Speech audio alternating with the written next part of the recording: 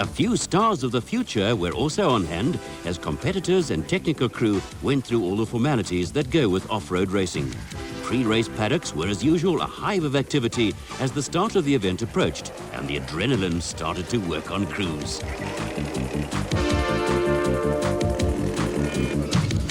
A couple of young mechanics were also in attendance in case anything went wrong for crews on the opening 70-kilometre section to decide start times. The second day called for a tough 430 kilometres, starting and finishing in Mbazwana. Toyota 1000 Desert Race winners Klaus Degener and Derek Pinoy were the first away on the short sprint to determine start order for day 2. Unpredictable weather was a talking point, although Degener was not worried if conditions turned wet. Well, you know, mud has never really been a problem with us. This car goes through any mud, it's never got stuck in mud. So I'm not concerned about the mud. What got us down at Barberspun was that we ran on open carburation and K&N filters. This time we're going to close the filters up and draw the air through the top on a Donaldson log, so we're not worried about the mud. Richard Schilling and Robert Walk were giving the new Motortech Raceco only its second outing after a disappointing Toyota 1000 Desert Race debut. The problem was that the gearbox actually, I guess, seized. We rebuilt the gearbox. In fact, we've now got a gearbox which has come from America, which was the original intention to run, and it's sorted out. We've got the new engine too, so we're looking forward to a trouble-free run. Front runners Bucks Carolyn and Kenny Skolthammer were among the big guns in the field, with the wet sections along the route a concern for the pair.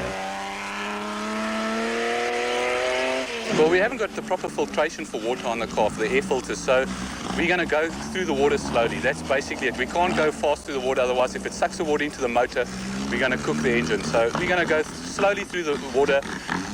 You can't make up much time in that stuff anyway, so it's not really a problem. It's just that, and also we keep dry, and in this weather, I also don't like getting cold.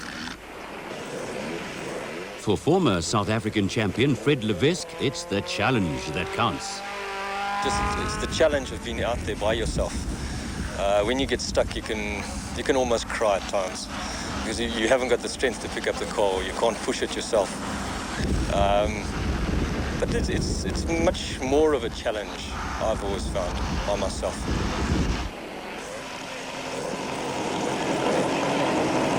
For veteran off-road star Harry Raceco, it's the unpredictability of off-road racing that often provides for frustration and disappointment. Every race I've had the most ridiculous little problem. I mean, things that should never happen to anybody happen to me. It's unbelievable. I mean, the last race I lost the Welsh plugs and the carburetor came on. It doesn't happen, those sort of things. And then I broke the diff second day. That was perhaps the wrong tyres I was running. But that's the way it came, so I just had no luck.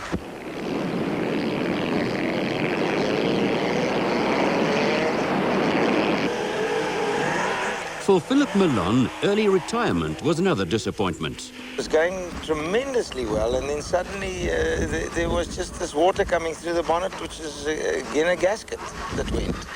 And it's no mechanical failure, it's virtually something that just happened. Another front-runner, Arpi Reyneke, was hoping a few changes to the BP Ford would put an end to his run of mechanical failures. Dis eintlik 'n klein foutjie wat ingeslyp het. Twee boutjies wat bly breek het op die suspensie. Die spanning was alles op die boude geweest. Nou het ek die ding verander dat die spanning op 'n flange is. Die spanning nou van die boude afhaal en ek het staalboude ingesit. So ek glo nie daai probleem sal ons weer kry nie. Steve Parker and VZ Von Sale were favoured to win Class 7 in the VW buggy and were soon locked in battle with the SVM Jeep, driven by Cliff Barker and Mike Redden, running in Class 6.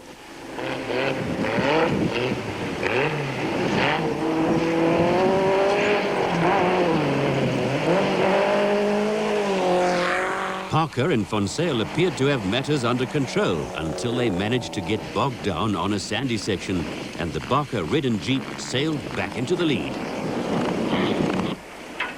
With the Toyota Works pair of Philip Malan and Richard Leake not having a happy season so far, the lead in the Class 6 Championship has been taken over by Reina Menkes and Renier Jooste. As far as Menkes is concerned, consistency has been the key to success for the pair.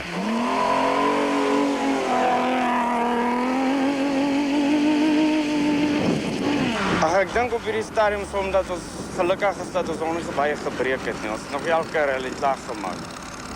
Ek dink dit is waar ons lê voor op punte nou. Bert and Mark Greef with a fancied combination in Class 10 and were looking forward to a clean run. Peter's very quick. It's going to be interesting. We'll see what happens today. There's a lot of other runners. 10 is lost. We'll just have to see. My car's going well. Got a navigator now. My son's navigating for me. So it can only be better than the single-seater. Class 5 was expected to be hotly contested with at least 3 crews in with a chance of victory. Springbok rally driver Cassie Protea and Wiley Harrington were hoping they had overcome early season problems. Ek glo ons probleme is oorbrug met ons vorige probleem en ons het 'n baie goeie kans om goed te doen. Ons het 'n nuwe masjien in wat goeie potensiaal het in vergelyking met die verlede. Alfred van Vuren and other championship leaders like Theo Coetzee were also in a confident frame of mind. Ek glo so, ons nog aan die begin maar wat lief. Nog nie het halfpad deur die kampioenskap reeks nie. Nou, die tweewieldryf is definitief nie die ideale situasie nie, maar ons het hom so verander dat hy nou al hoe beter loop. Ons in die Kalahari 'n uur vasgesit, maar ons hoop dit is nie so erg hierson. The motorcycle section saw the return to action of Springbok Jeremy Davies after knee surgery. It was Winston Yamaha works rider Gavin Nimmo, also plagued by a troublesome injury recently, who led the field away. Recovered 100%. I haven't had any problems. I've done 2 or 3 races since that and haven't had any recurrences. No national championship points were at stake in the bike section, with Nimmo setting the fastest time on section 1. It was the return to action of Davies, considered the top off-road rider in South Africa, that attracted the most attention. Yeah, you seem to forget actually how fast you're going and how brainless you are at times, and I think just to come back now after a layoff makes you aware of how dangerous the sport actually is. Gavin Nimmo outpaced Jeremy Davies by half a minute on section 1. Errol Dalton came in third, with the top 6 completed by Kevin Tebbett, Chris Dodd and Willie Venter.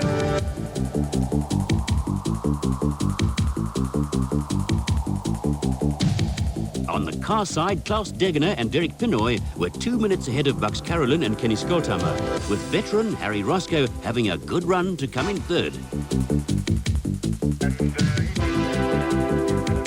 It wouldn't be off-road racing without the traditional early morning start, which was, as usual, accompanied by cold weather.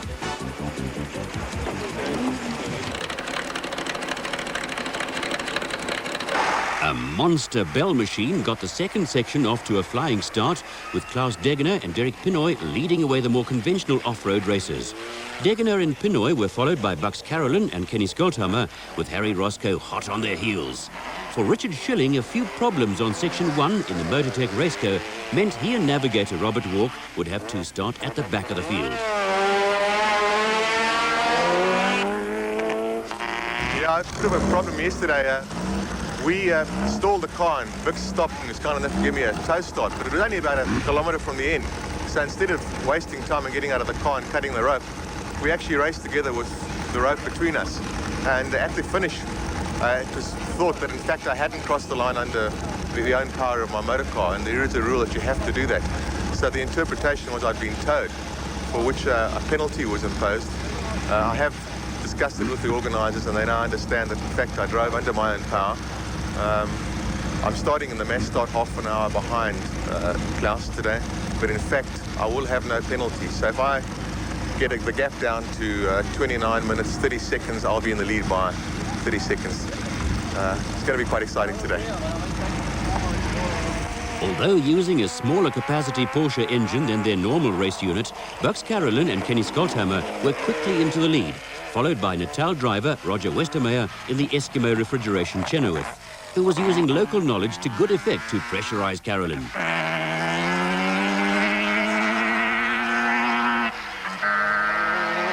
Harry Raceco in the Protea card Raceco was maintaining a consistently fast pace to keep in touch with the leaders.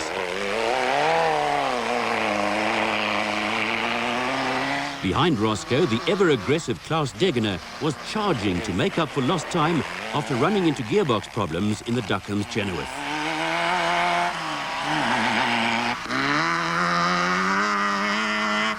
Arpi Reinecker and Lucas Dreyer had moved up a couple of places in the BP Ford Courier and were starting to look threatening. Matters were also starting to look threatening for top rookie Greg Wiebel and Warren Klaassen, who were having gearbox problems, but they eventually led to early retirement.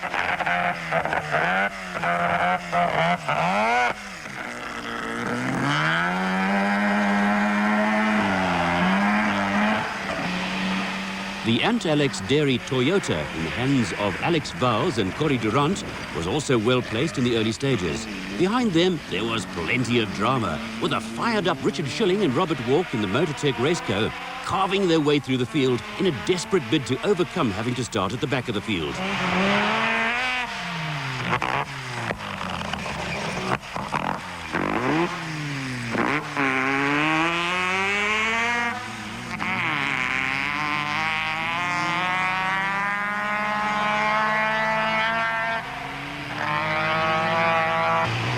Bert and Mark Greef were at the head of the Class 10 field in the Chenoweth. Unlike Schilling and Walk, they were taking no chances and were maintaining a steady pace.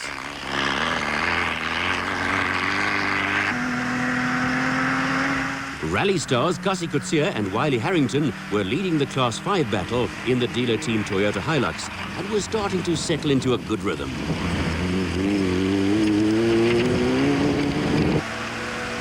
For Class 5 championship leaders Alfred van Vuren and Piet Pelser, a proud record was about to end. Engine problems were to force them into retirement for the first time since the Mabato Sun 500 in 1988. Steve Parker and VZ von Sale had matters under control in Class 7, with Parker offering assistance to Wilfried Westlau and Dagmar Blankner, who ran into gearbox problems. Theo Coetzee and Ian Wedderburn also went past the stricken former South African champions.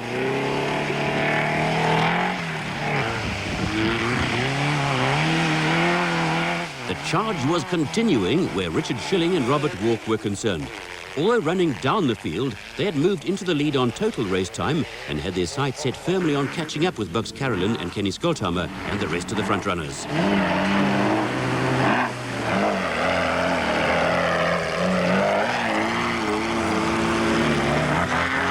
Class 9 leader Roger Westermeyer was having a great run, and Carolyn could not afford to make any mistakes.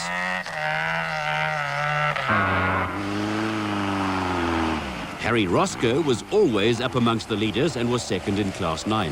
Raceco was having a trouble-free run in the Protea card Raceco, which was in stark contrast to Klaus Degener and Derek Pinoy in the Duckham's Chenoweth, who lost plenty of time when they took the wrong route and strayed 40 kilometers off course. All this was added to continual gearbox problems for the Toyota 1000 Desert Race winners.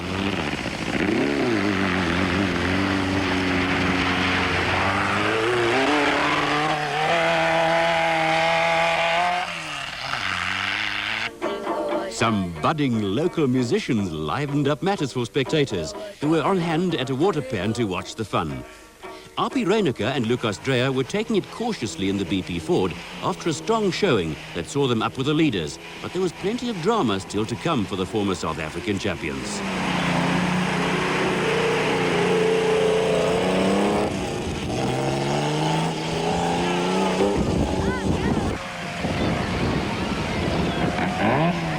There was close racing throughout the field, but the abundant water called for a cautious approach.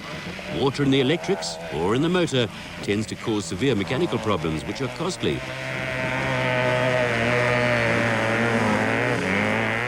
In keeping with their spectacular charge through the field, race leaders Richard Schilling and Robert Walk were a little more aggressive than most of the other competitors.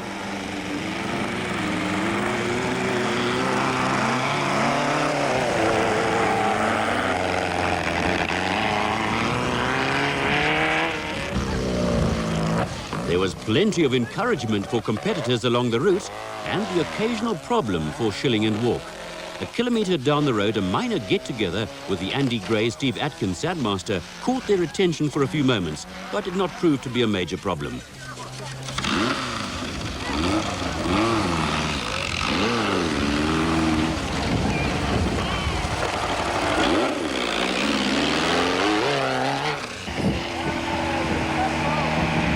The consistent Harry Raceco was still plugging along in the top 5. But Class 5 leaders Alex Vowles and Corey Durant ran into problems when they hit a deep rut in the road, and their Toyota was suddenly reduced to 3 serviceable wheels.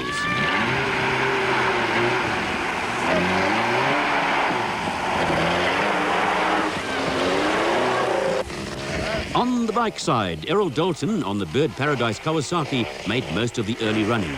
There were times when the conditions were ultra tricky, with the riders having to exercise a degree of caution. Jeremy Davies on the Truck Africa KTM was coping well after his long layoff, but was eventually forced into retirement with mechanical problems. Kevin Tebbett on the Sun City Honda was again going consistently, but slipped back from 3rd to 5th overall at the finish.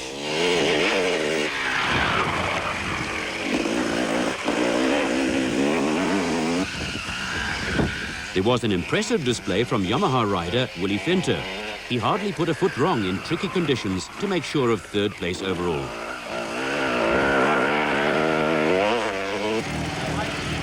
There was drama where Gavin Nimmo was concerned. The Yamaha rider took a heavy fall early on and broke his collarbone. After being patched up at a control point, he carried on to gradually work his way through the field. Behind him, Chris Dodd was also going well in the top 6.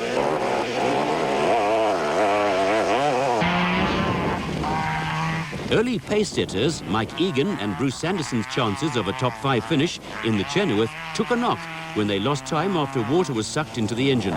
They held on to finish 6th, but RP Reinecker and Lucas Dreyer were headed for disqualification in the BP Ford after missing a sequence marshal point near the finish.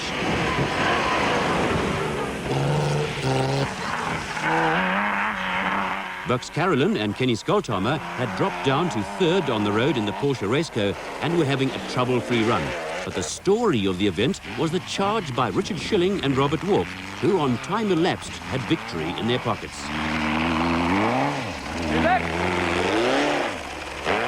A gutsy display took Gavin Nimmo to victory in the bike section, but the run to the finish point in the car category was a straight fight between Carolyn and Skolthammer and Schilling and Walk.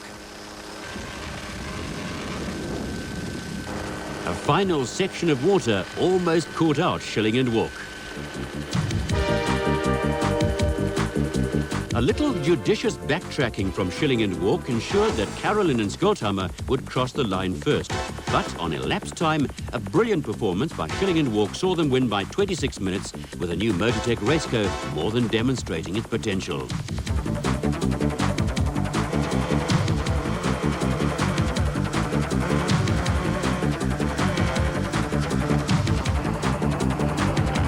Inevitably, Schilling was a delighted winner. Had to overtake a lot of people, and the mud patches have been chewed up by the time we got there, so we were actually battling quite a bit to get through. But we did it, and that's what counts. A great victory for Richard Schilling and Robert Walk ahead of Bucks Carolyn and Kenny Skolthammer, with the commercial vehicle honours going to Cassie Coetzee and Wiley Harrington in the Toyota. Yeah, I broke my collarbone this morning. I actually missed the first fuel stop, and I had a big ender and landed up going in the wrong direction, and I came across Errol, and he told me no, I'd missed the fuel stop, and I thought, no, that's it, I'm not going to ride any further. Went to put fuel in, and I was going to ride to the service point and then give up, and I got there and everybody had painkillers and all the rest, and they bandaged me up, and I got going again. Yep, they certainly make bikers tough, with Gavin Nimmo shrugging off a broken collarbone to come in ahead of Errol Dalton, with Chris Dodd winning the 200 class. The Bell Trans Tongaland Challenge, 4th round of the Total GTE Off-Road Championship, was proudly brought to you by Total. Total, earning our stripes for you, earning our stripes in motorsports.